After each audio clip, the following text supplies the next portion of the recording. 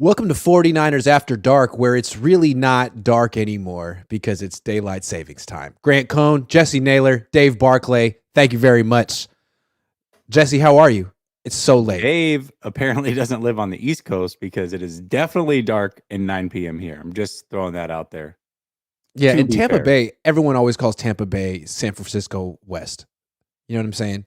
Yeah. So many Niner fans and other things that are similar between the cities. I mean, that's why the show could have been called Bay to Bay, but we settled on The 49ers After Bays. Dark. The Bays. Good point. I forgot that Tampa has one. All right, so the Niners made moves today. Today was the first official day of free agency, which counts for something. So why don't we go through the big moves the Niners made today, and then we'll look big picture at the team. First, let's start with the one that happened a couple hours ago. The 49ers signed Isaiah Oliver, 5-year vet from Atlanta, second-round pick, bigger guy, tore his ACL in 2021. What do you think of this move? I actually like this move, and a lot of it does come down to me liking him coming out of college. I think you're always geared towards people that you like coming out of college. I had him as a first-round grade, third overall corner in that class. And Isaiah Oliver, he's had an up and down career, nothing crazy, but he's been playing well in the nickel corner spot. And that's what the 49ers, it looks like, are trying to replace with this move here. Maybe have him and Womack battle it out for nickel corner. Sounds like they're pretty comfortable with Diamador Lenore playing outside corner. And I can understand why. He played very well down the stretch, especially when he got to the playoffs. So for me, they needed to add some depth at corner, and they needed to add it not necessarily through the draft only. They needed to add a veteran to this team, and Isaiah Oliver definitely fits that bill for sure. And he might end up being a starter on this team. That's interesting. I was thinking of him more playing on the outside. I mean, he's a little bit bigger than Lenore. He's bigger than Mosley. And I look at this as like Steve Wilkes' imprint on the defense. We don't really know what he thinks of the Niners personnel or what he wants to change. He's been a coach for a very long time. He's been with Carolina a long time. He's a big zone coverage guy. He's the guy who sort of discovered and created Josh Norman. He's the guy who drafted James Bradbury. So he's had like a preference for bigger corners because if you're going to play zone, think about it. If you're going to play zone and tell a guy you got a deep third or a deep quarter, just don't get beat deep. Keep your eyes on the corner, on the quarterback. You could give that assignment to Diamador Lenore, but when he gets beat deep and at the catch point because he's 5'9". You know what I'm saying? Yeah. So Yeah, no, that's when he gets beat. So to me, I'd like to move Lenore back to nickel, but I'm sure Wilkes will figure it out. One way or another, I think Oliver's a key contributor this year. Yeah, and I think I could definitely see that Isaiah Oliver athletically profiles that way. He's also very athletic, extremely athletic. I mean, his combine, he jumped super high. He was a track guy at Colorado. Like, he's good. Yeah, I mean, remember that interception he had on Jimmy G this year on the sideline? Yeah. That was in the first half, if I'm not mistaken. Yeah, it was nice. Something like that. Oh, was that when Jimmy G threw the Hail Mary to the 30-yard line? Yeah. That was a great moment in Jimmy G history. That was the one. So, I think Isaiah Oliver definitely is going to compete for a starting job for sure. And you're right. I mean, Wilkes is a secondary guy. So, for me, it's like now the 49ers really could look to add some safety help for sure and definitely get some depth back there. But I think this certainly helps as far as depth at the cornerback spot. And like I said, I mean, whether it's outside, inside, whatever Wilkes prefers, Isaiah Oliver's probably going to start on this team. And maybe he's got that versatility. What I think is interesting is that Wilkes and the Niners essentially chose Oliver over Mosley. 1-year deal. Both guys have torn ACLs, although Mosley did it more recently. Mm-hmm. Interesting. I mean, usually the Niners stick with their guy. They know Mosley. They don't really know Isaiah Oliver that well. But again, this is a new coordinator. D'Amico had been here every step of the way. He knew Mosley. Wilkes is an outsider, and maybe this is a sneaky good move. I kind of like it. I think it's a good move. And plus, I defer to Steve Wilkes' judgment. He seems like one of the best DB coaches in the world. So I think he knows what he's looking for. I was definitely down on losing Womack. I mean, not Womack. E-Man. Ward? E-Man. No, E-Man. Yeah. No, not. Well, I mean, yes, Ward for sure, but I expected he would be gone. E-Man, I thought would likely be gone, but that was because he had priced himself out. $6 million. I mean, it's possible that he didn't want to stay in San Francisco. That's fine. but I'm sure an extra $1 million would have made him say, you just said, all right, you're getting 6. We'll offer you 7, 7.5. I think the possibility is he would have stayed, and I would have liked to have E-Man, but I think Isaiah Oliver is a nice low-key sneaky replacement for sure. And I think if you were to ask Falcons fans, they would say that they would prefer to keep Oliver. So that will tell you all you need to know. If fans are telling you, hey, we really like this guy, just like we would tell Lions, I mean, at least I would tell Lions fans, you got a really good guy over there in E-Man. It's somebody I wish we were able to keep. I think we would hear similar things about Isaiah Oliver from Falcons fans. And I know Lenore like finished the season on a high note, but he also had some rough games. Nothing to be ashamed of, but some of the best wide receivers in the league are going to make him look silly. He's 5'10", he's got short arms. He runs a 4.45. He's a good athlete, but he's small. He's just small. And you got Isaiah Oliver, who's 6 feet with 33.25 inch arms. He's just a lot bigger. And so I think, when the Niners drafted Lenore, it was D'Amico's first year. D'Amico was much more aggressive with press man coverage. You know what I mean? I don't think Wilkes is going to be like that at all. I think he's going to be heavy zone, in which case a guy like Lenore might be, who knows? It doesn't matter. It really doesn't matter. Wilkes figured out.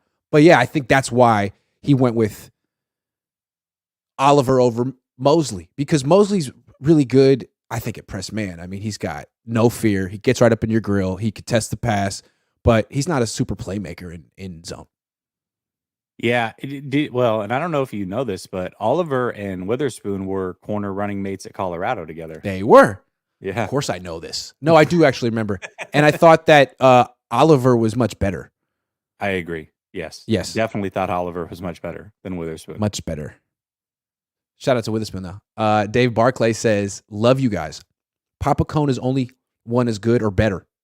Agreed, Lots to talk about today. Seems like maybe we're going all in and hoping we have the quarterback spot figured out. Still love Trey. Just hope he plays. It occurs to me that, Trent Williams, he could say whatever he wanted to say, but he did flirt with retirement this year, and he's getting older, and the Niners might have to approach this as his, I'm not saying they have to expect it's his final year, but approach it like it might be his last, and maybe that explains why they made such an aggressive move for Javon Hargrave. Let's stop messing around. Yeah, absolutely. Well, I mean, go on. Like, sorry, Javon Kinlaw, but we can't wait. Sorry, so-and-so, but we can't wait. Like, we got to go, Trent's 35 now. Yeah, I agree. And maybe it's a far-fetched thinking, but maybe just somehow they can go get Orlando Brown Jr. and make him play right tackle for a year, pay him like a left tackle, and say, hey, we only got one more year at Trent. We'll move you over to left tackle next year. It's a possibility. Not likely. Possibility. Maybe. I mean, Khalil, I'm Italian. What you trying to say? Why you gotta make it ethnic? Did you ever notice back in the 90s there were a lot of like shows about like Italians and stuff? Like, it was the thing. And now it's like, there's no like Italian show. You know what I mean? No. It's a whole different thing back in kids. Did you there were these things called Italians. Did you ever see Eddie Murphy, Raw or Delirious? Did you ever watch those? Oh, of course. Dude. His Italians going to see Rocky movies? Oh, so good. So good. So good. The best. Okay, so we like the Isaiah Oliver signing. Clelin Ferrell, how do you pronounce his name? Is it Ferrell or Furl? I always heard Mike Mayock saying Clelin Ferrell, and I was like, is that the correct pronunciation? I'm going to say Furl. Yeah. Furl. Is it Cleland or Clellan? Ooh. Is it Clellan? I don't know. Yeah, I don't know. Here's the thing. He's essentially Solomon Thomas. He's like the Raiders version of Solomon Thomas. Mm-hmm. I guess the Niners got him for cheap, and they had to replace Samson Ebukam, who ended up getting a nice contract. And I guess he's a good run defender, if you want to say that. But man, he's not a pass rusher. This one seems like not gonna move the needle too much. No, it's definitely not like a home run hit by any means, but they do have a lot of depth that they've got to fill. Is it a bunt single? Maybe, yeah. Hey, they're laying it down the third baseline. Third baseman's playing way far back. He just might leg it out. Okay, hey, it's worth a shot. That's what I'm saying.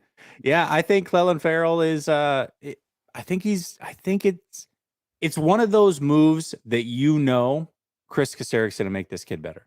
and he was in a really crappy situation with the Raiders. You got drafted by one regime. That regime was pushed out for obvious reasons. Now you had a whole nother regime come in. You never were really given a fair shake. Actually, his rookie year was not bad at all. If you go look at his rookie year, was not a bad rookie year. He just was never unable. He was unable to build upon it. And I think this is a Chris Kocurek special. Like, we'll just take a Raider guy that underperformed and we'll make him perform. That's what we do here in San Francisco.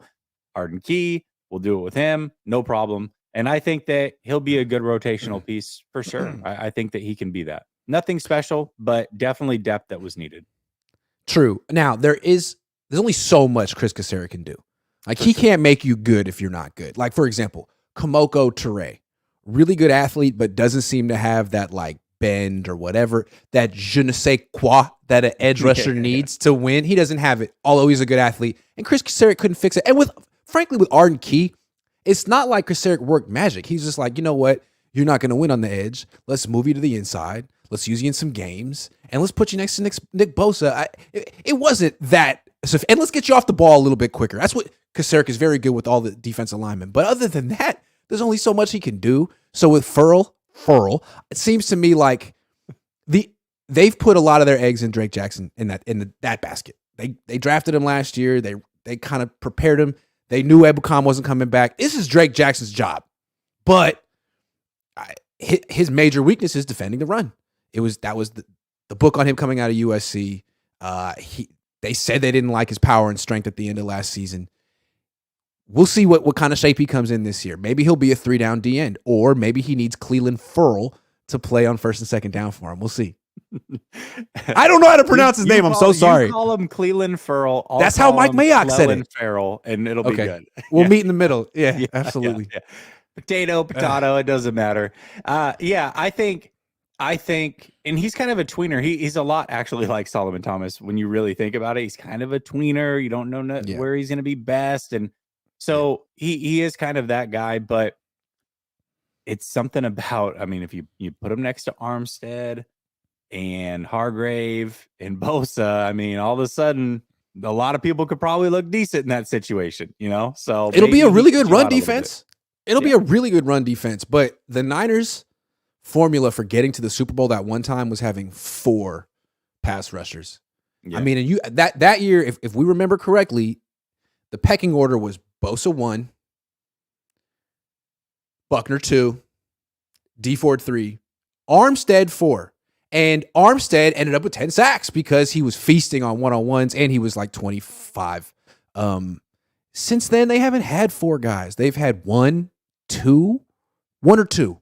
Now, I still feel like they definitely have 2. They definitely have 2. If Armstead's around, and then maybe 2.5, depending on Armstead, 2 or 3. But if Armstead's your third option, I feel like that's where Armstead thrived, was when he was like the third or fourth option. You know what I mean? Yeah. Versus he got when he was 25. That was a rough spot for him to be. He's always 30, but he could be. He's a wild card. He hasn't been in the last couple of years, but if he gets put back in the in the rotation where he should be, he's not an ace. He's a third or fourth pitcher. Yeah. But I still feel like you need that. That means Drake Jackson needs to step the hell up. Yeah, that's what I was going to say. Maybe they're both half, and there you go. You got your 3. Do you? But let's talk like about one Buckner more. for a second. I want one more. If you saw? Sure. Oh, sure. I just want one more. I think the Niners should draft a D end in the 3rd round. This is still a need, but we can talk about Buckner. But they have 11 picks. Of course, they're going to take one. But one that could contribute would be nice. Yeah. Well, they still, because you don't know that Drake Jackson's going to come in really good. You should give him some competition. You don't want him to be Ambry Thomas. You don't know with Drake. By the way, getting Farrell doesn't mean that you're out on other free agents. Possibly, they still need more defensive ends. Don't you get the feeling that they're done getting like signing big names because they're going to preserve their comp picks? That's possible. They got the 3rd round waiting for them with McGlinchey. They got the 5th waiting for them with Ebukam. Probably, a 6th for a Menahue. I mean, they got some comp picks waiting for him. Jim, yeah. Most, yeah. Anyway. So, since we're talking about defensive linemen, Buckner came out and said something along the lines like, I can't help but to notice that the Hargrave contract is similar to what I wanted. That guy's hurt, man. That guy is so hurt that the 49ers, like, You know he still wants to be. That's not how in I know Buckner. I know Buckner. Okay. To me, I think he's not hurt. He's incredulous. Okay. He's one of the best football players in the world. He does everything right. You know, he's like he was the leader of the defense. And I think he still can't believe that anyone would trade him. Like, me? What did I do wrong? What did I do? I did everything right. I was here from when you sucked to when you were good. I was a leader. I was on the field. I was durable. I was literally everything you could want. And you traded me? I still think he's just like, wow. But that's because to me, he is a legit cornerstone player. A legit cornerstone player. Maybe not a Hall of Famer, but one of the better players of his generation at his position. I agree. But there was talks that the Colts were going to let him go this offseason. Well, they're going nowhere. But they didn't because he's a cornerstone player. Right. That's I'm just saying. Right. Yeah. But I saw what you said. It did come across as a little salty. It was a little salty. It's very salty. Yeah, for sure. It's salty. I get it. I feel him though. It's like, well, forget what he thinks. What I think they always should have kept him. He's a cornerstone player. Armstead isn't. Armstead's good. This guy's excellent. And now it feels like it kind of does feel like an admission. Like, you know what? Maybe we should have found a way to keep both of them. The problem was they had D Ford under contract, and that was a problem. He's making a lot of money. Oh yeah, that was a problem. A lot changes in 2 years. And the way that I see it is, I actually thought in that moment it was the right move because at that point, with D Ford on the roster, they were kind of making a decision: Armstead and Ward, and this first round pick, or Buckner. Now they screwed up on the first round pick, and that's ultimately if they had taken Tristan Wirfs, it would have looked like it would have looked smart. Nobody would have But that's the problem. If you trade Buckner for a pick, you kind of can't take best player available. You have to replace him with that pick, which leads to bad decisions. Bad decisions. You know what I'm saying? It does. And we've talked about you have to take the D tackle. If it wasn't Kinlaw and you had to take a D tackle, who's it going to be? So all of a sudden you start looking at Kinlaw through rose-colored glasses, like drunk glasses. Like, oh, he looks great. It's like, what about his knee? What knee? He's perfect. It's like, I don't know, man. You created this situation for yourself. Yeah. It's 1:55. The bar closes in 5. Kinlaw's pretty hot, actually. Exactly. That's what happened. Whereas, hey, man, Tristan Wirfs is way hotter. But he doesn't put, it's not a need for you right now. Like, look, dude, go back and look at his combine performance. What, do you run a 4.8? How did you not take that? Yeah. I mean, it was right there. It was like a no doubter. You knew McGlinchey was mid at best. Anyway.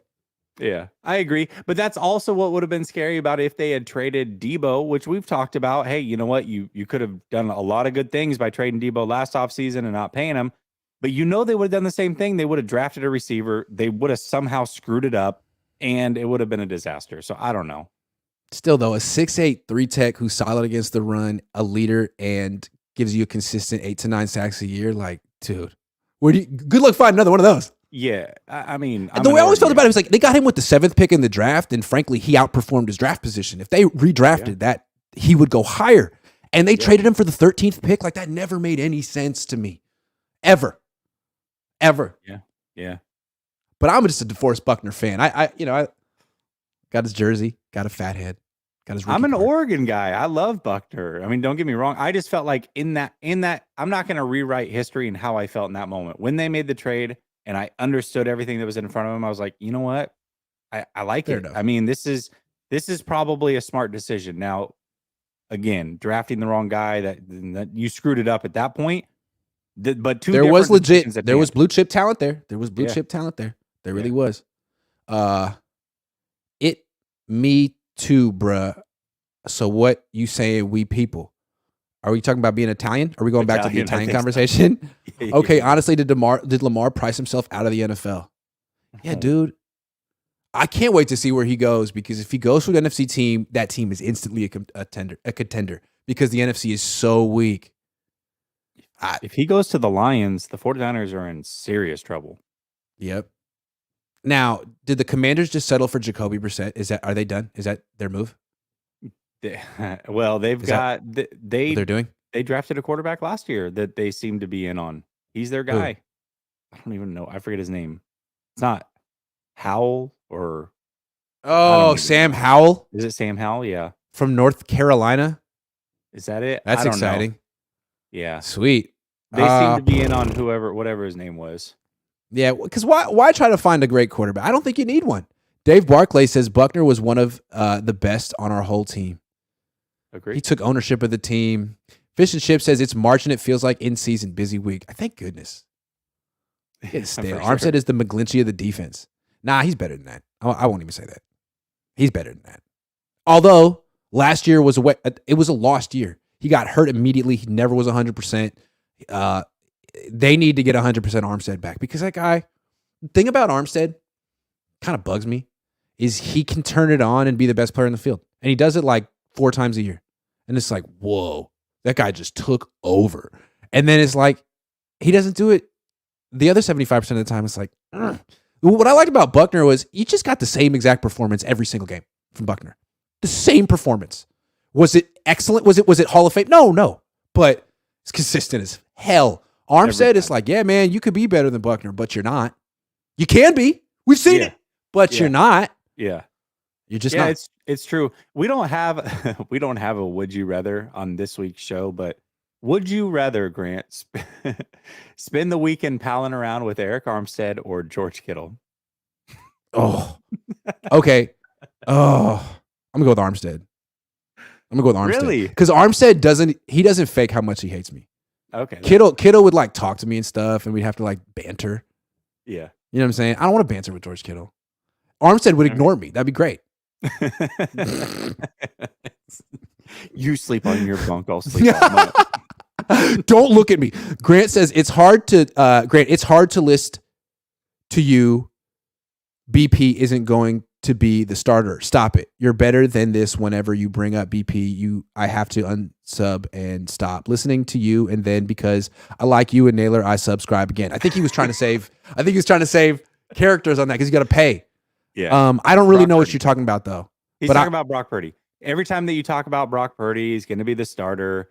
He has to unsubscribe to you. He's not a big fan. But then I'm on the show and I like Trey Lance, so he subscribes again. I like Trey Lance. It just seems like the Niners like Brock Purdy. I like LJ turned down just over $44 million a year.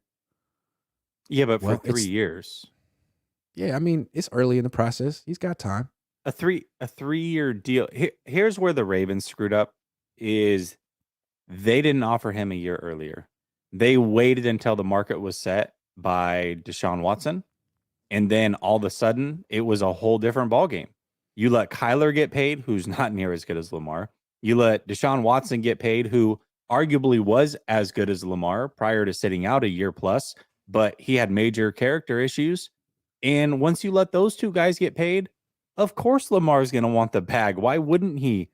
He deserves the bag, quite frankly. And so then when you come and offer him a 3-year deal at $44 million a year, if I was Lamar, I'd tell you to stick it where the sun don't shine too. I understand where Lamar is coming from. I really do.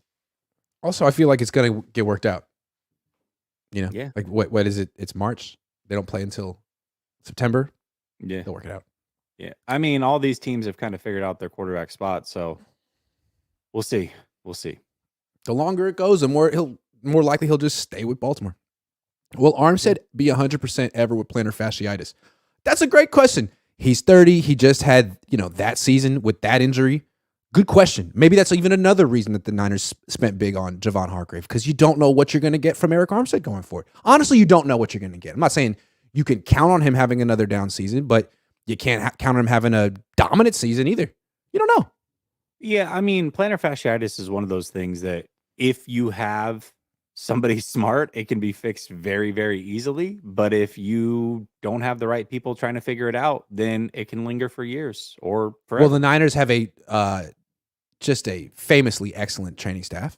That's true. They got great grades from the players in the NFLPA. Kyle Curry, thank you very much. Giving you a little round of applause for becoming a member. Tinker says, yeah, but why didn't Armstead hit Dak Prescott in the end zone? Oh, well, we won that game anyways. That was one of the most super weird. Bizarre. It's I don't even think he really has an official explanation as to what happened on that play. I think he didn't want to get a penalty. I mean, what do you do with these quarterbacks nowadays, man? You don't know what's a penalty anymore. You got defensive players literally laying the quarterback down as soft as they can. But it's like, well, you laid him down, but you turned him at the very end. I mean, what do you do? I think whoever it was in the league that proposed that you challenge or can challenge those plays, pass, what is it? Roughing the quarterback or whatever. Whoever proposed that this offseason, genius. That should be a challengeable play because it's freaking ridiculous. Well, Armstead's going to have to find a way to like sack the quarterback because he can't just his technique adjustment can't be to not sack the quarterback because he did have 0 sacks last year. Maybe that's his new thing. Well, that's also true. Like sometimes when you get near the quarterback and you're not used to being there, it's possible. I don't know. All right, moving on. Are the 49ers better right now than they were a month and a half ago? Better? No, they're not better. And I got into it a little bit. Well, I didn't get into it. I just posted and people got into it on my behalf. But a lot of people were upset because I said yesterday the 49ers are not better at this moment. There's a lot of offseason left, but at this moment, they're not better. However, they did make moves today, and I think they're right there. I don't think they're way worse than they were last year. They're certainly not better. Not right now. I mean, Hargrave is a major upgrade. I think Oliver, for as much as I like him, is not better than both Ward and Eman. You brought back a 33-year-old safety who had a resurgence of a season, maybe the best of his career outside of the 1 year in Chicago where he had an incredible year also. So to rely on that, you did lose Mike McGlinchey, who whatever you think about him, he's better than McKivitz. And the 49ers didn't go out and either replace him yet, and they didn't upgrade at center, which I think they definitely could have. And I think they were in on Bradbury, frankly, because if you look at the way that those deals went down, bang, bang, one right after the other, tells me they were in on Bradbury. They decided not to give him $6 million a year or whatever it was because they could get Brendel for $4 million. And I think that was possibly a mistake because I think that Bradbury is a clear upgrade over Jake Brendel. It wouldn't have cost you a lot. And the 49ers, quite frankly, haven't been better at offensive line. So step back at offensive line, step back in your depth right now. You still don't have a kicker. And you got a really, really good defensive tackle. Are they better? No, but they're approaching being as good at this moment. Also, I even question how good the defensive tackle is. Not to be a jerk, but this guy broke out at 29. This guy was a guy who gets you 4, 5, 6, maybe 7 sacks in a season. And at 29, he gets 11 in a contract year where he's playing next to 5 other guys who are getting 11 sacks. Like, come on. I mean, he's a really good player, but the Niners are giving him $20+ million a year. He doesn't strike me as a $20+ million a year player. He strikes me as a really good player who on this team might be going back to 5, 6 sacks a year with good run defense and double teams that he's swallowing up. I'm not trying to minimize. He is good, but yo, you just got the Buckner contract, man. Congratulations. So there's that. And then there's the fact that the Niners have lost a lot of players. And it's like, of course, you can't bring back everyone, but they don't have a first and second round pick. They don't pick until 99. So all these 11 guys, great. You know, they're good guys to have, but how many of them are going to contribute as rookies? 1, maybe 1 or 2. So now you really need Sam Womack to step up. Drake Jackson. Everyone that didn't play last year that was a rookie needs to step up and be really good on a team that's supposed to win the Super Bowl. Yeah.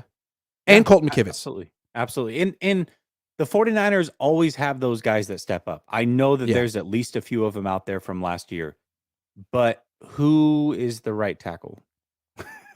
Who's that guy at right tackle? Who has traits that could step up? The Eagles always have some guy who grew up in Australia and played rugby and is just trying football for the first time, but he's 6'8", 360 and runs a 5 flat. Like they always have one of those in the pipeline. Like who you got? Cole McKivitz and his 5'3", that you got in the 5th round that you cut and was on your practice squad? Like, because he knows your system? Is that it? Because he could pass a written test on what means what in your system? Like, please tell me that's not the reason he's starting. Because it is. And I'm not saying that they can't draft a right tackle in the draft, but you look at where they're picking. A lot of people are like, well, they'll just get a right tackle in the draft. Okay, not a day one starter. Going to play that right tackle because not a day one starter. Rookies. So what? I mean, they played Burford last year, but he's a guard. It might be an eventual starter, but Grant, Shanahan's not starting this man at right tackle. He doesn't start rookies. Burford started at guard as a rookie. He wasn't good, and he played in a rotation. I mean, they didn't even give him every snap. So no, absolutely not. Yeah. And not on a team that's supposed to win the Super Bowl. Trent Williams is 35. They just signed Javon Hargrave. They got two 30-year-old D tackles making 20 plus million. This team is not built for the future. It's for right now. And that's what kills me. How do you leave your team incomplete? You're so invested in right now. And you got Colton McKivitz, and you're supposed to tell everyone, oh, he's good. We like him. And they'll be like, well, we were right about Jake Brendel. Yeah, but in retrospect, look at Jake Brendel, man. He's a legit athlete. He's fast. He's mobile. I mean, he's fluid. He's got agility. He just needed an opportunity. Colton McKivitz isn't any of those things. He's just a try-hard, gritty guy who knows your system. Sorry. He started 5 games. I mean, Brendel's cool, but he's not like an elite center. I think a lot of people are all of a sudden selling. No, he's not an elite center, but he does have nice athletic traits. Yeah. Surprisingly. McKivitz doesn't. The dude almost ran a 5.4 at like 300 and something pounds, like not even 310. Yeah. I'm sorry. I'm sorry. And guys like Gary. Brunskill's better than him. Hot take. Yeah, I agree with that. Yeah. I would have rather had Brunskill play right tackle. I do agree with that. Yeah. The Eagles I keep mentioning the Eagles, and it's like a drinking game on this show. Like anytime Grant mentions the Eagles, I don't know. I like what Howie Roseman does, and he's one of the best at drafting and developing offensive linemen. They don't have one player on their offensive line that's Colton McKivitz-esque level. Are you kidding? They would never do that. And the teams like them and the Chiefs, they were strong at every single position in the trenches, both sides of the ball. Niners, who's your second D end? Who's your right tackle? That's 2 really important positions. Yeah. Who's your kicker? I don't know. I don't know about that yet. We'll see about that. But I mean, okay, let's look at the offensive line and try to be objective here. Burford could certainly take a step forward. He should improve. So you're going to get improvement there. Maybe Brendel even takes a slight steps forward there. Okay. I think Brendel's an above average center. Or he was last year. He played all 17 games. That's fair. Fair. Yeah. So maybe he takes a slight step forward. Yeah. Hell, maybe Banks can do the same. I mean, why not? Yeah, why not? So there's potential. Maybe the offensive line can be better and the right tackle's worse, and the offensive line could still be as good or better. But I think the offensive line needed to be drastically better. Is that fair? I mean, at least at one position, not like incrementally better. I wanted them to be drastically better somewhere. I thought they could do that at center. They chose not to go that route. Now, I mean, really, real quick, in retrospect, this is a position they should have drafted. They should have addressed last year. You knew you weren't bringing Mike McGlinchey back. You knew. You didn't extend his contract. You let the 5th year thing. What was the plan, McKivitz? You can't do it now. The whole thing with offensive linemen, if you look at what Green Bay does and what Philly does, is they draft ahead of time. It's a hard transition from college to the NFL. When you're on 3rd down, all those games and blitzes and stuff, it's way more exotic than it is in college. Plus, that 30-year-old Javon Hargrave is really freaking strong, and you're 22.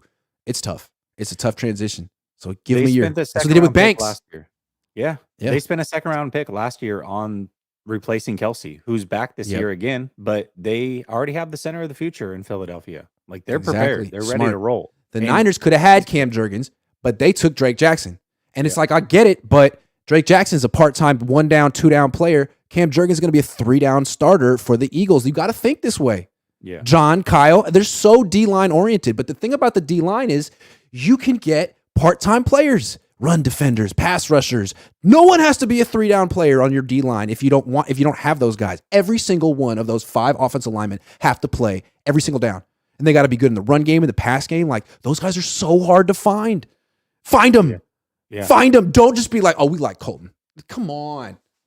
And we'll see. We'll see who hits this offseason from the season prior.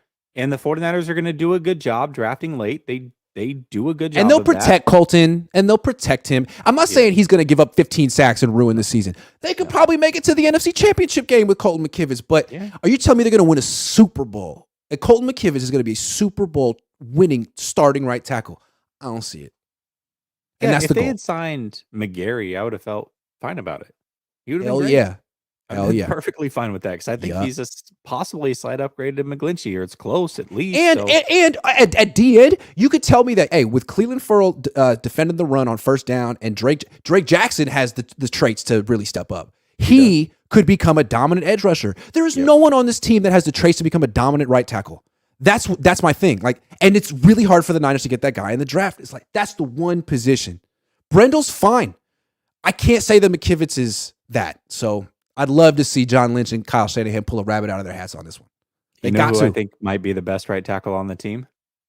Spencer Burford, Jalen Moore, Spencer Burford. Well, you're going to move his position after 1 year. It seems like you want to get a guy grooved into one spot, right? I mean, maybe. We'll see. I don't know. I'm not saying Maybe that they're that's going the to move. move him there, but he's a better athlete than McKivitz, right?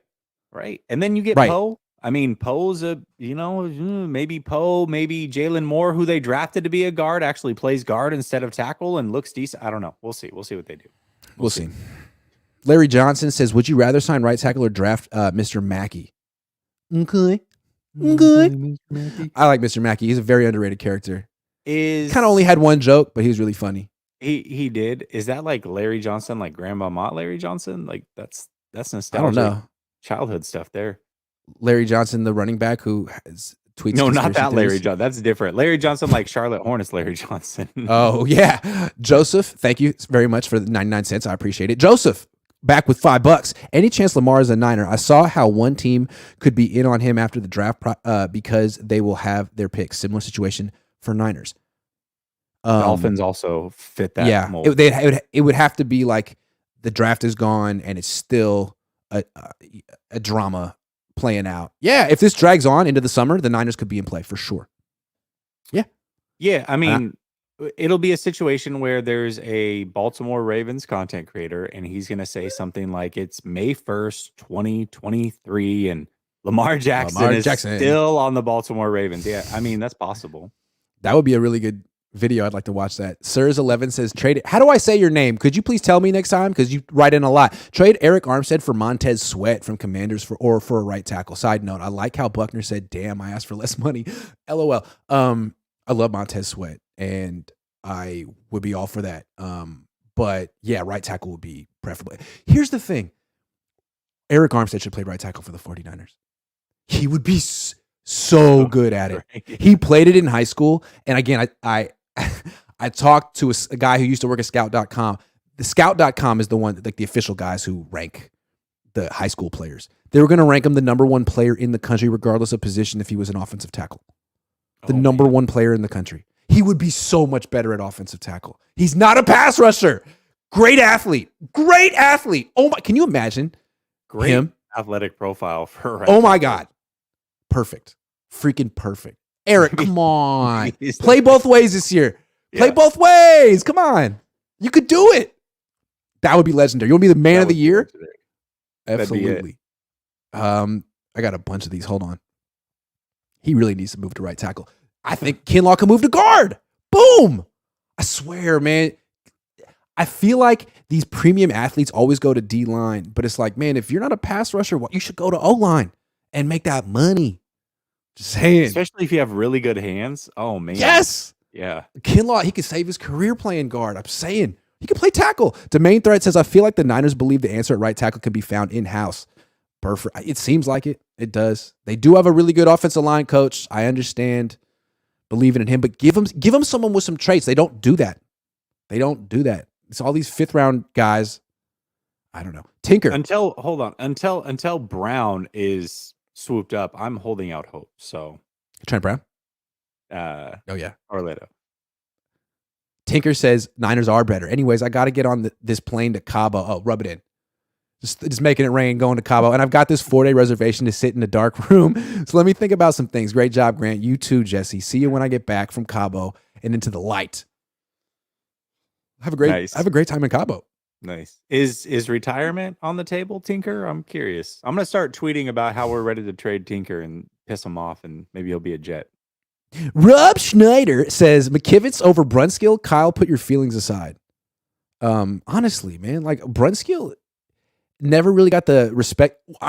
He was better than Burford this year. I understand wanting to get Burford's feet wet, but Brunskill was better. Brunskill was actually decent. And I like that Rand Carthon signed him because he knows him. So I mean, Tennessee go Titans Daniel. are low key like What are they? Niners West, South. Niners South, yeah. Yeah. We have Marvel Niners South Parsons. Beach. Now is the Niners South. It's perfect. That's true. Marvel Parsons. Thank you for becoming a member. Gotta love it. Fish and chips. I trust the players. We have a great bunch. Front office is in good shape. All the problems at the team are walking on the sidelines with Kid Kyle. Ooh, boom, right in the solar plexus. Got him. Kid Kyle, he called him. That one hurt. Kyle, these are your fans. Nee says they can't draft a starting right tackle in the third, but maybe legit tight end to make his life easier. They could get a safety. They could get an edge rusher. They could get a tight end. Yeah, they could get a Tyler Kroft replacement. Isn't there someone named Kraft, a tight end named Kraft in this draft? I think you got to replace Kraft with. They've replaced McGlinchey with McKivitz. They've replaced Javon with Javon. Now they got to replace Kroft with Kraft. I like it. This is how the Niners make their decisions. They're like, we need someone with similar names so the fans don't notice the difference. It's true. They don't even know that guy left. They think it's the same player. Yeah. That's why they should have went and got MC. McGarry instead of McGlinchey. It would have been perfect. I'm telling you, it's like McKivitz is 68, McGlinchey 69. People, they're in the third row. They're drinking beer. They can't tell the difference. It's the same thing. Ominous 24. I still feel that giving Kinlaw 99 was such a disservice. But I really feel like that people won't even know. 99, he's still there. Who cares? Ominous 24 says maybe Tyler Kroft will be starting right tackle. He did it once. Oh, knives out. Knives out. J. Mark Garza says you can ramble about roster forever, but year 7 is still uncertainty at quarterback. Question mark, exclamation mark, question mark. Shaking my head, all caps. My son, Plumbing God's 42, and I are huge fans of you both. Great work. Thank you. Yeah, that's a good point. It's a good point. You got this great roster, and it's squandered until you have a quarterback to match it. Yeah. Squandered. That's the word of the day. Squandered. Anytime we say squander, you have to scream like Pee Wee Herman. I feel like every show we should come up with a sneaky word that we have to say multiple times without laughing and see if we can get away with it. Sean, I like that. Sean Brady says, a little late to the show. Every year, Niners struggle with DB issues. How do they let E-Man go for $6 million? I love JH pickup, but I feel O-line and DB is bigger issue right now. How do you feel they fill these gaps? Again, Wilkes is a DB guy. He's been coaching DB since the mid 90s. He knows what he's looking for. It must not be Mosley. It must be Isaiah Oliver. It's not like they just let Mosley walk and didn't replace him. Also, Mosley did tear his ACL. So they just signed a different guy who tore his ACL. He's a little bit bigger. I don't know. We'll see if Wilkes is right. He did make Josh Norman a thing, and he drafted James Bradbury. So I tend to trust him. Yeah, I mean, he knows what he's doing for sure, and I would hope that they would consult him on these secondary moves. So, yeah, I mean, maybe like Grant said, the athletic profile is something he prefers, and that's why Oliver's here and E-Man is gone. I do feel like the Niners kind of overpaid for Hargrave, but I also feel like you could argue that he's better than any offensive tackle they could have signed. Yeah, they did, but although Orlando Brown is out there. Yeah, that's the guy. So that's the guy. And I don't know if he would play right tackle for the. You don't know if he would play right tackle for the. He might. A lot of guys say straight up, no, I'm not going to do that. Well, no. Let's lay this out for a second. So he started his career as a right tackle. It sounds like people around the league profile him as a right tackle. He moved to left tackle because he wanted left tackle money. So if you say, hey, we're going to pay you like a left tackle to play right tackle. Trent Williams, by the way, fun fact, was his mentor in college. So maybe you can swing that. I don't know. Now that you mention it, I would have rather pay Orlando Brown than Javon Hargrave. He's younger too. But Hargrave is very good. I don't want to be just a negative Nancy or a negative Nelly.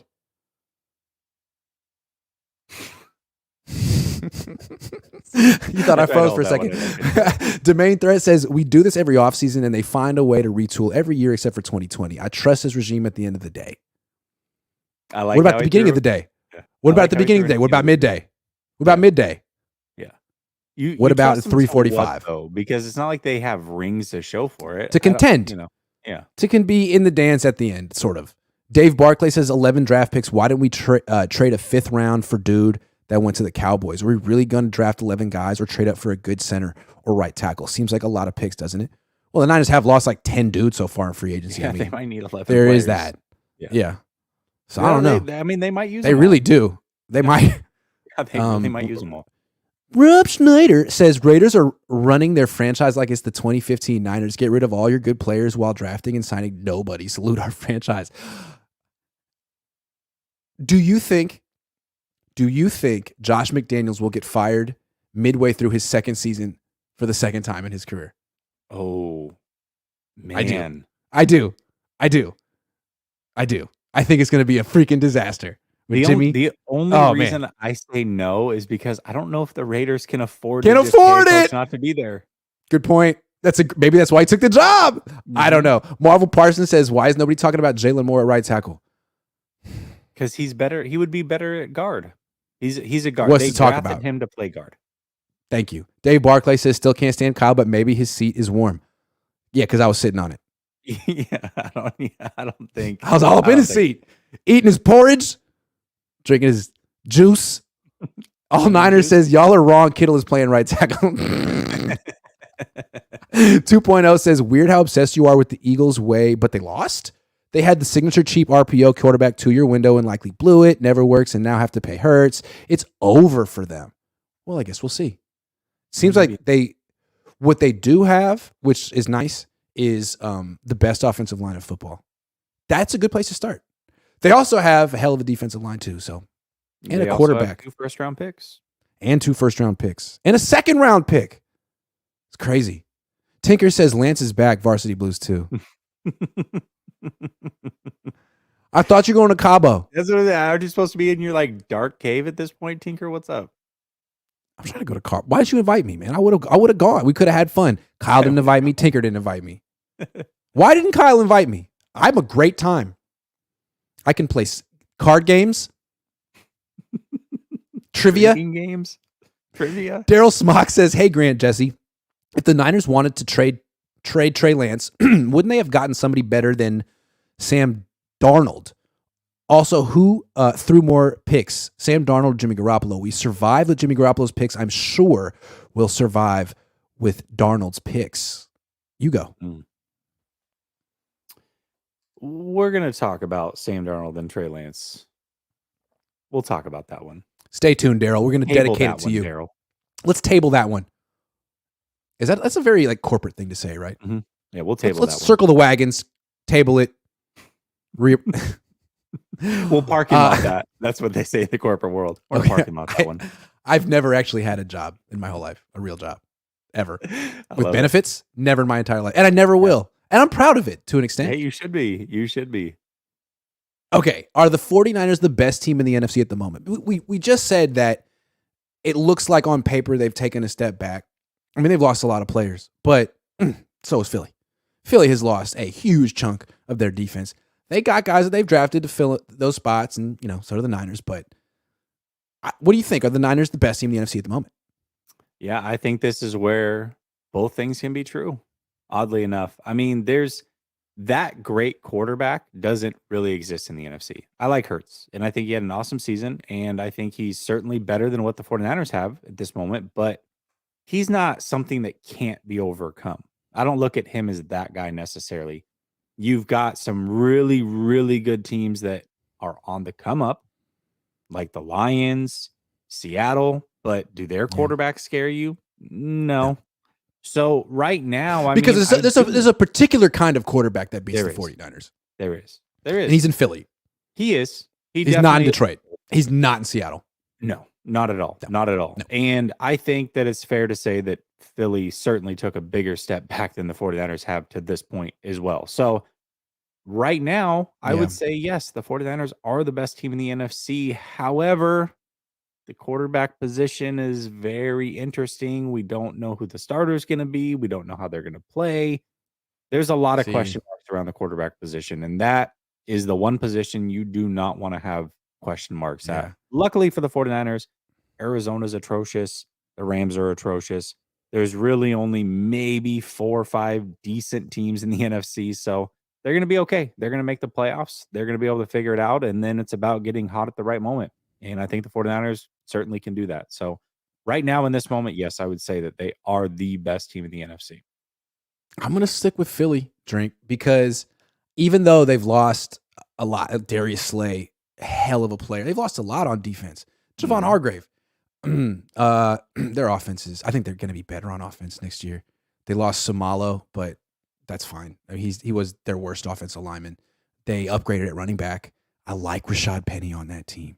Rashad Penny was over in Seattle averaging 6 yards a carry by himself out of I formations. Now he gets to run the zone read with Jalen Hurts where everyone's eyes are on Jalen. Now I know he gets hurt a lot, but he's only going to get a 10 carries a game. Well, that's what he was getting in Seattle, and he still got hurt. We'll see about Rashad Penny. But still, I think that I love – this is what I love about Philly.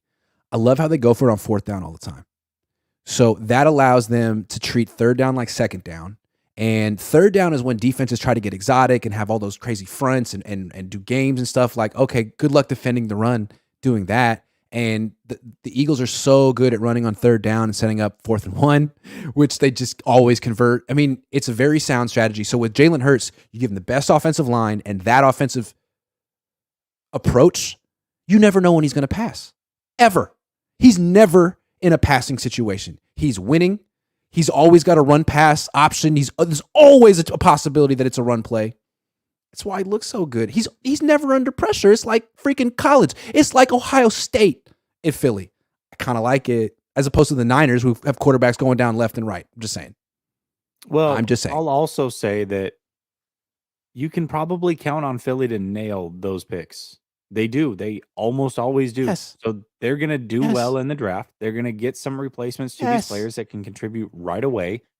And as good as their defense was last year with a lot of big names, and they've lost a lot of big names, addition by subtraction, their defensive coordinator going to take over the head coaching job in Arizona. He was so He got utterly embarrassed in the Super Bowl. Utterly embarrassed. For that to happen once, with the touchdown on that you know what I'm talking about in the red zone, that red zone glitch apparently in his defense, once was bad enough. Twice in this, get out. And the Arizona Cardinals hired him. Hilarious. It's even a bigger joke than Cliff Kingsbury because he's a defensive coordinator who sucks at coaching defense. So yeah, the other thing real quick I want to say about Philly is, so they don't have a question at quarterback and they have no questions in the trenches. I know they lost Hargrave. They got Fletcher Cox back. They got Jason Kelsey back. They drafted D tackle for Jordan Davis last year. They prepared for this. They still have Brandon Graham. They still have Josh Sweat. They still have Hassan Reddick. Like, they're not going to be bad on the D-line. They don't have any weaknesses in the trenches. They have an established quarterback. That's a good place to be. Yeah. I mean, if they draft a top corner and draft a good linebacker, all of a sudden they're right there. Boom. You know? Yeah. So, yeah. So I don't think they're still the class of the NFC. I still feel like they're head and shoulders above everyone else. But the Lions, you know, if they have a great draft, they have 2 first-round picks. If they get a quarterback, you know, whoever, if Seattle or Detroit gets Anthony Richardson, that is the exact kind of quarterback that the Niners don't want to face. Oh, yeah. Exact kind of quarterback they don't want to face. Yeah. So we'll see what happens. I agree. I still think the 49ers are above Philly. I still think Philly's there. They're a player for sure. And after the draft, I may change my mind. If there's 2 really good players that I think they hit on both those picks heavy, I reserve the right to change my mind, but at this very moment, I think the 49ers are the best team in the NFC. The way I look at Philly is this is their last year. This is the last dance. Kelsey, last dance. Cox, last dance. This is it. And after that, they're going to have to retool in some very important positions. And like those guys are Hall of Famers. Kelsey's a Hall of Famer. Cox is borderline. And they're going to be gone next year. So this is it for them. The Niners, I don't know. I mean, this could be the final year for Trent Williams. We'll see. Although he could go. He signed for like 4 more years, so we'll see. Yeah, I mean, but kind of to the point that you talked about, they've already got the center. He's going to sit for 2 years before he has to play. They're always prepared. and then you've got all that money coming off the books. So now your players are getting free agency. So I mean, Howie's really good. Howie's really good. Yeah, and you know what? Kyle and John have done a really good job of putting together a roster, offensive line and quarterback notwithstanding. But other than those, Tinker, it says his flight has been delayed. Do you think Tinker's really going to Cabo? I want to think he is. I think he really is. I really actually do think he's tipped it like at least $100 so far. Yeah. He dropped a 50 burger on my channel like a week ago too. I'm like, I think Tinker's probably going to Cabo. 2.0 says Eagles have the best O-line in football, 2 first-round picks, etc. Still won't be enough for RPO quarterback to win a Super Bowl, but I'm sure you'll still want one. See, okay. They just scored 35 points. And frankly, the reason they lost is because when he got the ball back at the end of the game, what do you have, 10 seconds? Like whoever had the ball at last with a minute left was going to win that game. There was no defense, and the Eagles got whatever they wanted on offense in that game. Yeah, he fumbled one time. He made one mistake. Mahomes made 0. But still, I mean, if Hurts had the ball with a minute 10 left, they were going to win that game. There was no defense. They didn't lose that game because of Hurts. Like this He notion was that great in that Hurts game. can win the Super Bowl and so he can't be a good quarterback is absolutely insane. Like, yeah, because he's RPO quarterback doesn't work. They put up 35, but a traditional drop back quarterback does work. Jimmy put up 20. Like, dude. Well, Jimmy was an RPO quarterback. What do we? I mean, he's hey, not but he's RPO, got a Rocky thing. He's got a Rocky thing. Yeah, I like it. So he's definitely a Jimmy fan because he's got a Rocky thing. He's a Jimmy. Yeah, he's definitely a Jimmy fan. Yeah. How come is Jimmy Garoppolo like the 21st century Rocky? Like, I feel like Rocky fans gravitate to Jimmy. You know what I'm saying? Oh, maybe he's Stallone. He's Stallone. Yeah, I mean, but Jimmy also wasn't a traditional drop back quarterback either. Adrian. I did it, Adrian. That's Jimmy. No, that's Stallone.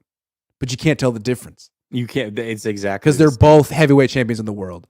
Grant, help me out. Help me out here. I don't know why I'm drawing a blank. Not RPO, but what is it when it's like? I mean, I guess it is an RPO. It's just not an RPO for him. It was an RPO. Jimmy wasn't an RPO offense. It was run pass option. Now he was never the option to run, but he ran RPOs all day long. So yeah, you don't need a mobile quarterback to run RPOs. Nick Foles ran RPO. The whole thing is it's either a handoff or a pass. Yeah. A zone read is a handoff or a keeper. Yeah. Yeah. Niners could sign Darius Slay tomorrow and the entire convo changes here. They could. I don't think they will, but they definitely could. But still, O-line, D end, trenches, finish it. If they, I'll give you 3 players. Well, I won't give you Slay because I think we might talk about Slay. But if they sign either Yannick Ngakoue or Brown, would you completely change your mind about this offseason? Either one of those players. Yeah. Are you kidding? They signed, forget Ngakoue. Like, they just signed, they're not going to sign Ngakoue. They just signed Furl. They got Drake Jackson. He's got it. They're going to draft another edge rusher. That's fine. It's much harder to find a 3-down upgrade at right tackle to Mike McGlinchey. So that's Brown. If they could get him, all of a sudden, like, yeah. Now the only question the Niners have is their quarterback position. And we've seen guys get hot on this team playing with a really good defense and a really good set of weapons. Like, it could be Trey. It could be Darnold. It could be Brock. We don't know. So, yeah, I mean, if they were to get Orlando Brown, that would change everything. And that would feel like they have really not left anything up to chance other than the quarterback position, which what are you going to do? What are you going to do? What are you going to do about it? What are you going to do about it? Refugio, I don't know what you're talking about. I don't even know what that means. Did you skip one of his super chats, maybe? Maybe. I'm sorry. I'll go back and try to find it at some point. Rob Schneider says, I would fire McDaniels. Did you read 2.0s or was that the other one? No, I got 2.0. I think it was the old one. Rob Schneider says, I would fire McDaniels for signing Jimmy and trade Jimmy for Lowell Cohn. Lowell Cohn will score the game winner like Burt Reynolds on the longest yard. Please keep my dad away from the football field, all right? Please. Your dad seems to talk pretty favorably, at least when I've watched about Jimmy Garoppolo. I don't think he likes Jimmy Garoppolo very much. Yeah. Nah. Rafi Campbell says, Super Bowl contender, best in the NFC? No way. Not today, at least. Our 3 quarterbacks are named Hope, Wish, and Pray. If one works out, then maybe. You know what? That's a pretty wise statement. I can't really argue that. But it's fun to hope, wish, and pray. Jacob, thank you for the $5. I like hoping. J. Mark Garza says, what is the realistic chance BP returns this year as good as he was last year? I'm afraid it's 1 out of 5. What are your thoughts? I think it's slim. I do. And I think that is a big... See, it's funny to me, and we can roll into the Lance conversation if you want, but like to me, everybody keeps talking about Sam Darnold, and he's here to possibly push Trey Lance and replace Trey Lance and all these other things. Is it possible that maybe Brock Purdy just might not be ready to start the season and they're not confident in it? Is that a possibility at all? Because I feel like it's okay to come in. Doesn't matter who it is. Any quarterback that is on this team that's not named Trey Lance, all of a sudden like deserves this chance to compete with Trey Lance and take his job and might take his job. But nobody's talking about the fact that Brock Purdy just had a serious injury, had surgery 3 weeks later than he was supposed to. And his timeline to return is right when the regular season starts, but he's going to be perfectly fine. It's all about backup. And everything's going to go according to week one. Everything's going to go according to schedule. He'll have no setbacks. He'll have the most optimistic recovery of all time. Yeah. Nothing's going to happen. So I think this whole, and the topic is, does Sam Darnold deserve a shot to prove himself? Sam Darnold has started 55 games in this league. And there's this talk going around on social media today. Well, I mean, Sam Darnold never had CMC and Debo and Ayuk and Kittle and the coaching staff. And I'm like, yeah, okay. So it's okay to make that excuse for 55 game in Sam Darnold, but it's not okay to make that excuse for 4 game in Trey Lance. Like where is the falling out point? Where is the breaking point where we stop saying that guys like Mitchell Trubisky and whoever, Chase Daniel, can come in and push Trey Lance for the starting job? It's like, is anybody but Trey Lance? Like, that's the feeling that I get from a lot of these people. And I think the hate is gone way, way too far the other way. I don't understand the thought process here. Sam Darnold played with Christian McCaffrey. He played with Moore, and he had 9 touchdowns and 13 interceptions. Like this, he's cool. He's all right. He has an athletic profile like Trey Lance, but we know who Sam Darnold is a lot more than we know who Trey Lance is. So no, Sam Darnold doesn't deserve a shot to prove himself. And Sam Darnold is not going to beat out Trey Lance. Like, that's just not going to happen.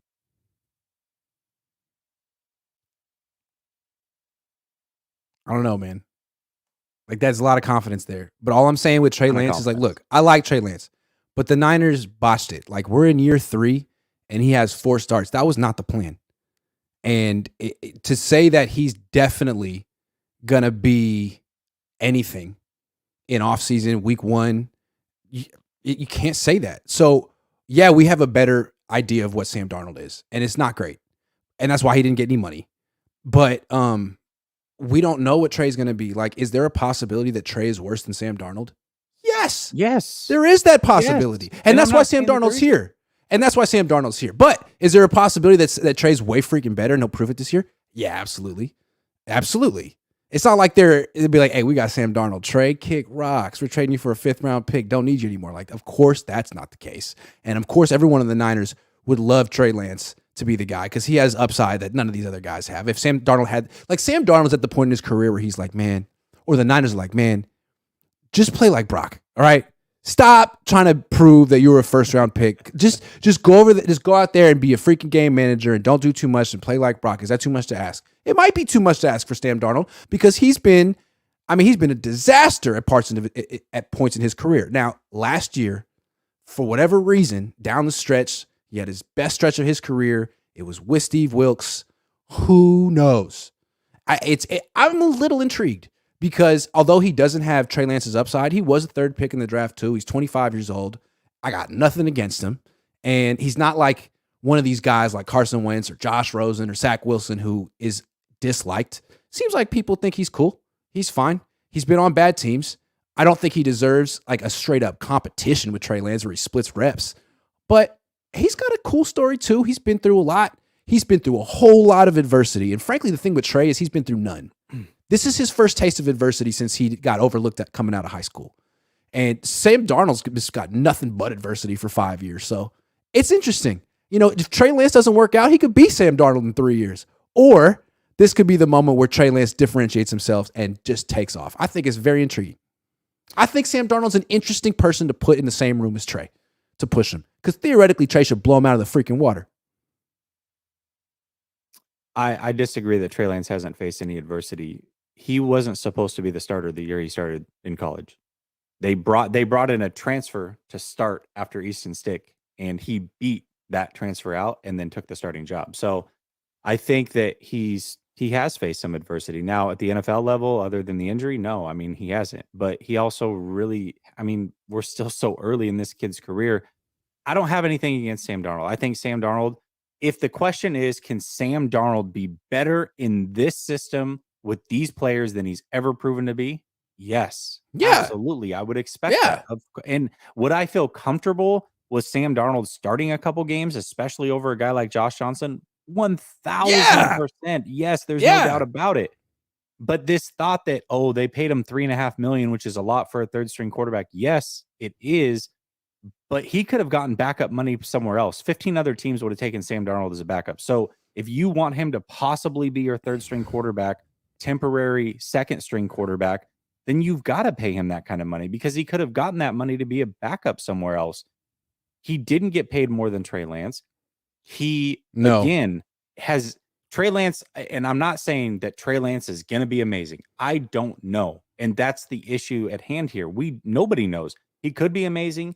He may not be amazing, but I have a pretty good feeling who Sam Darnold is and who he is not. Can he elevate his game here? Yes, but he is not the franchise quarterback. So Trey Lance, barring injury or Purdy coming back and being Superman, is going to get his chance here. It's going to happen. It just is. We're not trading Trey Lance in favor of Sam Darnold before the season starts. It's just not going to happen. Let's be realistic here, though. The Niners have a very unique and distinct pattern. They do. And the pattern is their quarterbacks get hurt. So we're talking about who's going to start or who's going to be on the depth chart. Ultimately, they're all going to play. That's what history suggests. And I like that they have Sam Darnold because if he could win 4 out of 6 games with Carolina, feel like the Niners are in good hands if and when he has to play. I'm not saying he should play over Trey Lance, but I am saying that he's probably going to have to play at some point at no fault of Trey or Brock. To your point, we don't know when Brock's coming back. He might not come back anytime soon. So, or he could come back and get hurt again. I mean, Jimmy Garoppolo did. That's what happened to him every single time. So I'd much rather bring in Sam Darnold at 1 year, $4.5 million than re-sign Jimmy Garoppolo at $67 million. I think there's some upside here. He's got a little mobility. He actually throws a decent deep ball, at least compared to Jimmy. It's a nice little, third option on a team that needs 4. Hell needs yeah. 4. And you're paying these 3 quarterbacks less than Jimmy's making this year by himself. So this is a win. Getting Sam Darnold is absolutely. It's definitely a win. It's a nice move. For sure. I like it better than signing Baker Mayfield. Yeah. I like it. I mean, I'm not saying he's a franchise quarterback at all, but of the options, man, I mean, he's way younger than Mariota. I get it. I totally get it. I think it's a nice move. Yeah.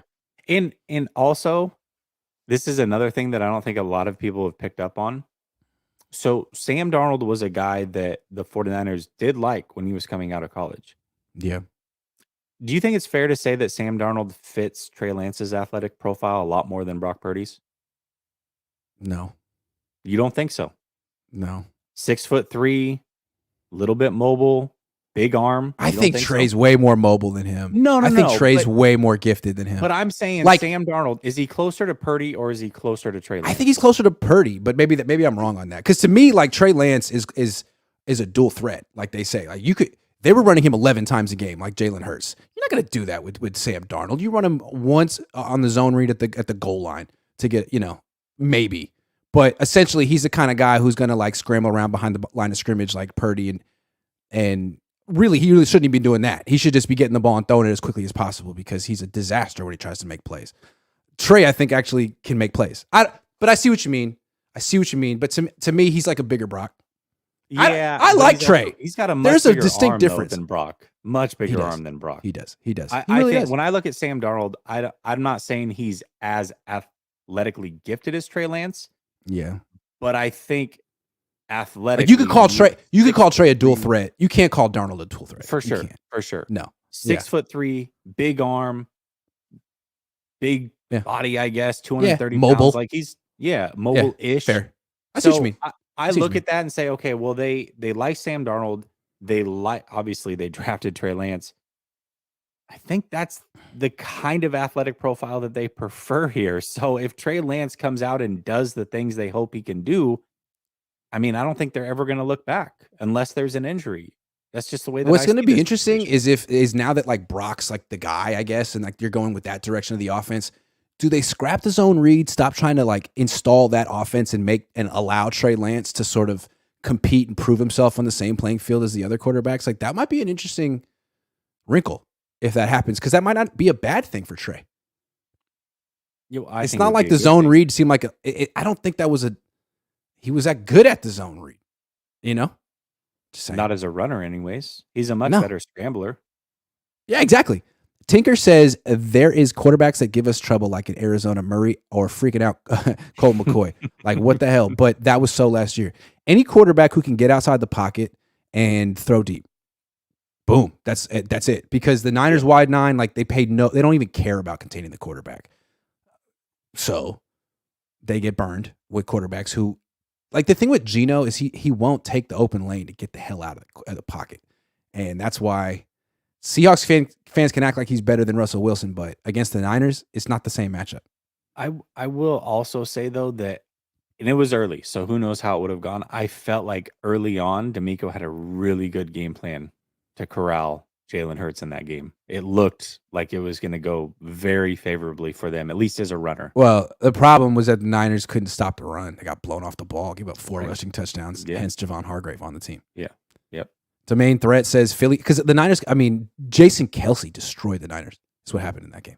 Jason Kelsey, Landon Dickerson, Jordan Mailata. Like the Niners needed hence these D-line upgrades, straight up. Yeah. The main threat says Philly making the mistake of trying to run it back with aging Kelsey Cox players rarely works. Yeah, they're Hall of Famers though. Yeah, Really, they're like some of the best players in their franchise history, I'd have to say. Edgardo Rosario says there's no quarterback on this roster. Noodle arm Purdy. I don't care what WTF Trey and Poltergeist Darnold. No Super Bowl anytime soon. Edgardo's having a tough night. I feel you, man. I mean, the Niners have. It's possible that there is no franchise quarterback on this team. It's very possible. It's very possible. Also a possibility. It is a possibility that Trey Lance and Brock Purdy are nothing more than what we saw in Philadelphia when they won a Super Bowl and having Foles and Wentz, where people are like, man, they really messed up going with Carson Wentz. No, they would have messed up if they went with Foles. Neither guy was the guy. And it's neither guy was the guy. That's what happened. Yeah. 2.0 says Hurts was gifted 14 points in the first half versus the Niners when they could barely get a first down. That was impressive to you, and that's a Brocky, not Rocky. Sorry, it's really small on my screen. I thought Hurts was impressive in the Super Bowl. Is that a hot take? It shouldn't be. He was extremely impressive. He was really impressive. Also, it's funny because 49er fans look at it only from the 49er side of things, which I get. Like, oh man, look at how good our defense did against Philly when Brock went out. It's like, if we just had a quarterback. Do you think maybe let's just live in this world for a second, that Philly knew they were going to win the game once Brock went out, and they said, let's pull it back a little bit. Why we don't need to show it. No, they should definitely do a bunch of high risk stuff going against Jalen Hurts, right? So, Josh Johnson. That's a possibility also, that they just didn't show us everything, and they didn't go crazy on offense, and they didn't unleash Jalen Hurts because he was injured a few weeks prior, and they knew they were going to win that game. They weren't going to lose it once Brock was out. So it's like, why show everything that we have? I think that's also very possible. But as Niner fans, we only want to look at it from the other side of, well, the defense did their job. They would have held them to 15 if they wanted. It's like, well, would they have? Yeah. I mean, Hurts was really good. He just lost to Patrick Mahomes, man. Hurts in this game was 27-38 for 304 yards, a touchdown, and 3 rushing touchdowns. He rushed 15 times for 70 yards and 3 touchdowns. Like, are you kidding me? He was the whole offense. Yeah, I know. He put up 374 yards and 4 touchdowns in this game. And you say he wasn't like, oh man, only a Jimmy Garoppolo fan would say some stuff like that. Sorry, 2.0, but like, what are you talking about? What? Or a guy that has a Brocky as a profile picture. What? Stephen Pryor says instead of Rocky and Adrian, it's Jimmy and Kiara. Dave Barclay, thank you very much. Dave Barclay making it rain. Dave Barclay, what it do? Oh man, Is Dave Barclay? Wow, that's funny. He must want me to twerk. 2.0 says Trey couldn't take the job from Jimmy when he had one arm. Won't take it from Brocky either. Niners have the 2 worst number 3 picks of the last 5 years. And Brock. Man, you don't like Sam Darnold either? I like Sam Darnold and Trey Lance. Man, there's something about, I'm not saying that's Flav, but there's something about people like 2.0 and Flav that really want instant gratification at the quarterback position. If you don't win your first 5 starts, you fucking suck. But that's also the way that most people look at things, Grant. People genuinely look at it. They look at stats. They look at wins. And that's it for them. It's like, okay, well, they're winning and the stats are fine, so we're good here. But there's little nuances to a game and a player and their contributions. It's short-sighted. People aren't noticing. Exactly. And it's short-sighted. It's much easier to look at something you have seen versus faithfully believing that something else could be out there better, waiting. You just haven't seen it yet. So I understand where fans are coming from. And I'm not saying that they're off their rocker to think that. They've seen it. So what else is there more to prove? But that's not necessarily the reality of the situation. Like, Brock Purdy's cool, but if you put Brock Purdy on, I don't know, a mediocre team with mediocre weapons, he'd be mediocre. Brock Purdy's that guy. Dave Barclay says, make it rain, $5. Thank you for making it rain. Jamaican Boy says, move out the way. Kinlaw, the real Javon, is here. I'm not a fan of the Darnold signing. Who's left to get at right tackle? Nobody. We should get D. Slay. Thanks, guys. Nice to see you, Jamaican Boy. I don't know. Nice to see you too. Had your kid, but shout out to you. Yeah. Refugio Gomez says, I think people are underrating the fact of the UCL injury can be career-ending. Not to sound like the Grim Reaper, but it's a major surgery. Yeah, hence why they got a guy with 50 starts on the team now, right? Yeah. Dave Barclay says, love you guys. Keep it up. You're both killing it. Thank you. Thanks. Ace Boogie says, Niners, we're going to give the Jets a first round for Darnold 2 years ago. Niners been wanting them. That is true. I like him. That is true. Tinker says, all these Carolina boys ain't no joke. Says Tinker, who's going to Cabo. If we had SD, do we still lose the championship? Yes, says Dave Barclay. Yeah, because he would have got hurt too, man. The Niners got their asses kicked in the trenches so hard, and they're still in denial about it. But they did get a couple D linemen, so maybe they kind of get it. Any news on Niner Stadium as wedding venue? No. Dude, I don't know that you could do that. I don't know that. That would be a tough one. I'll talk to the... Yeah. Do you I don't know, get man. Married at Levi's? Levi's? I mean, go get married. It's going to be either too hot or too cold. You know what I mean? You're gonna get a sunstroke or something. I don't know. Jesse, Trey is gonna be amazing. Heard it here. I love it. Plumbing God 42 says, I disagree, Jesse. He's faced adversity against Kyle for 3 years in Cabo. Click. That is true. That is a very particular type of adversity. There. You're not wrong there. Or should I say Harvard, Stanford, and USC, boys? Tinker. I think Tinker might have had one too many pops tonight. Drinks? Yeah. I think so. Yeah, he might regret this one tomorrow, but I think so. Jeff said, how much did I? Jeff says, you seem like a big Lance guy. Lance is the wrong quarterback for this team. Perfect for a young rebuilding team like the Bears. Another comment coming up. Or a team like Indy, a team like Indy. Jeff says, Grant, you mentioned earlier that Kyle is too reliant on his scheme and feels like he can put coach mediocrity in the O-line. What's the move for right tackle here? Also, do we sign a young tight end to back Kittle? Probably draft a young tight end. Draft, yeah. The move at right tackle is, I have no freaking idea. I'm stumped. Yeah. It's not easy. Yeah. I don't know. Sign Orlando Brown. Dave Barkley says, I heard fans say Trey can only push it downfield and we don't need that. Are you kidding? We only want dink and dunk. Trey is talented for real, but he needs his shots. He needs BP game plan. Yeah, he does. I agree. Titus Mosher says, how many NFL quarterbacks grow a lot with touch and accuracy? Jalen Hurts did it. Josh Allen did it. It happens. Allen did it. Yeah. Happens. 2.0 says, Jess Grant pointed out Darnold has a completion rate of 70% when he throws under 2.5 seconds. Sorry, but Trey can't even get the ball out of his hands that fast, let alone complete 70% of his passes ever. Okay. Sam Darnold has a career completion percentage of like 58%, so that's great. You know why? Because he wants to hold the ball. He wants to do too much. That's the story of his life. Indecisive, holds the ball too long, makes a bad play worse, turns it over. Like, he's an arsonist. He is a definite arsonist. Trey he's gotta work on also that. averages like 10.3 yards beyond the line of scrimmage, so he's taking shots down the field on a regular basis. So Harrison Hightower says we're both ballers. Great content. Let's get you to 100K subs. it'll Okay. happen. Yeah, Grant I'm will be in. there. Muweed says you see Stephen A. Say Niners should get Lamar. I said the Niners should get Lamar. That'd be super exciting. Yeah, I think we all said they should get Lamar. That'd be great. Yeah. But The main threat says we need to flush that game for real. Focus on getting better for next year, and no NFC team will matter. All right, because you and I are on the team in the locker room, so we're gonna do our best to set the tone here and move on. Yeah. Timothy Glander says, I forgot this is Niners After Dark or Eagles After Dark. Eagles After Can't we get a week without hearing about them? Keep up the good work. No, because it's no, a two-team conference. Lions It's a After two-team Dark. conference. That's Yeah, why I'm wearing sure. the blue shirt. 2.0 says expecting your number 3 quarterback that cost 3 firsts to show something in 3 years equals instant gratification. Right. Well, he broke his leg. Is that his fault? That he broke his leg? Yeah, I don't. Because Jimmy broke his, he didn't come back. But also 2.0, acting like he showed nothing is also a really crazy comment. Yeah, you could put his first 4 starts up against a lot of quarterbacks' first 4 starts, that were really successful, and his were better. Dave Barclay says, been a fan since 82 and my fiance since 84 and would love to get married with them around me. The team?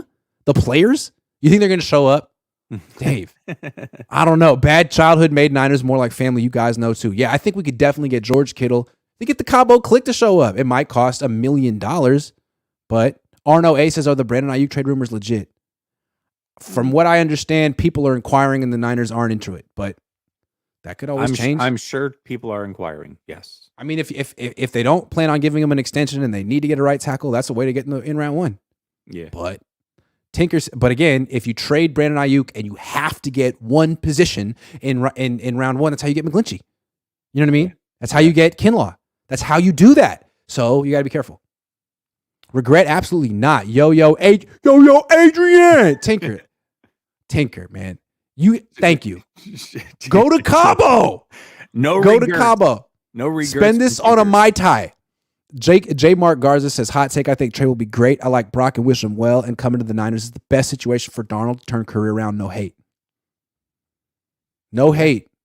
Look, I like I feel Brock. it. I like it. Here's the thing. It's like I like Brock, and I like Brock very, very early in the process. But there's a point where I don't like him as much as somebody else, and so you're deemed a hater for that. And it's like, well, yeah, because I wouldn't put my franchise into him, and I want to see Trey Lance play before I'm going to write him off. Then yeah, I guess that's what it is. But as far as liking Brock, I do like Brock. I just think he would be better off being your long-term backup. I think he'd be fantastic in that role. Hey, guess who just signed with the Cincinnati Bengals? An offensive tackle. Pretty good one. No. Orlando Brown, 4 years, $64 million. See, here's the thing. The Niners went and got Javon Hargrave, 4 years, $82 million. Orlando Brown, 4 years, $64. Now, maybe he didn't want to play right tackle at all for the Niners, but that's a steal. Orlando Brown. How old is he? Like 27, maybe? 28? Orlando Brown. He's 26. Going to be 27. Yeah, that one hurts. And it's a smart signing for a contending team like Cincinnati. Fantastic signing for Cincy. Man, that's another. See, that's just it. The NFC is wide open, Grant, but the AFC, this is what worries me about the 49ers is I think they might even have a possibility not to like breeze through the NFC, but get through the NFC and then just beat a juggernaut in the Super Bowl and get clipped. Doesn't it? And remember when we were kids, every year the NFC team won the Super Bowl for like 20 years in a row? Yep. Doesn't it feel like it's now flipping to like, man, it's going to be a while till an NFC team wins the Super Bowl again, really man. Does. Like, yeah. All the talents over there. Man, that's a great signing for Cincinnati. That's a serious team.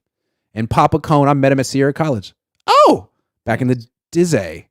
Last one that were out. Fire the Great says, if Kyle was the coach of the Eagles, he would have benched Hurts for Gardner Minshew and most likely would have tried to keep Wynn. That's like the realest thing you ever wrote, man. Realest thing you ever wrote, dude. It's so true. He would have beefed with Jalen Hurts. He would have benched him. He would have promoted Gardner Minshew. Yeah, man, he would have kept Carson Wentz around just to be careful, just to be safe, because you never know. Bars. And that's why Kyle is Kyle. Kyle gonna Kyle. We're at about 90 minutes. I gotta go eat dinner with my wife. Are you doing more work tonight? Yeah, I'm gonna be on with Larry Krueger on his show. So 10 minutes, I'll be over there. Boom. There you go. Everyone, I highly recommend you go and watch that show. And I recommend you subscribing to Last Second Sports. It's Jesse's channel. It's the logo on his hat. And keep watching me because, Because I'm thanks. cool. Please. Appreciate it. I'm All right. hype. I'll be back. I'm okay. I'll be back tomorrow. Thanks for watching. This was 49ers After Dark.